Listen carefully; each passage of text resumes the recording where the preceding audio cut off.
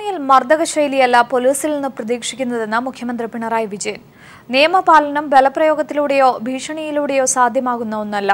ജനങ്ങളുടെ സുരക്ഷ മാത്രമല്ല, സാമൂഹിക പരിവർത്തനത്തിനുള്ള ചാലകശക്തിയായും പോലീസ് വർദ്ധിക്കണമെന്നും പിണറായി വിജയൻ കൂട്ടിച്ചേർത്തു. ജനങ്ങളുടെ സുരക്ഷ ഉറപ്പുവരുത്തുക, സമൂഹത്തിന്റെ സുസ്ഥിരതയ്ക്കായി രൂപം കൊടുത്തിട്ടുള്ള നിയമങ്ങൾ അതിൻ്റെ പൂർണ്ണമായ അർത്ഥത്തിൽ നടപ്പിലാക്കുക, ഇത്തരത്തിലുള്ള കർത്തവ്യങ്ങളാണ് പോലീസിന് നിർവഹിക്കാനുള്ളത്.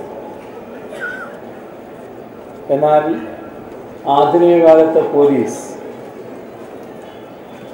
കേവലം സുരക്ഷയും സമാധാനവും ഉറപ്പാക്കാനുള്ള ഏജൻസി മാത്രമല്ല, വികസനത്തിൻ്റെയും ക്ഷേമത്തിൻ്റെയും സാമൂഹിക പരിവർത്തനത്തിൻ്റെയും ഒക്കെ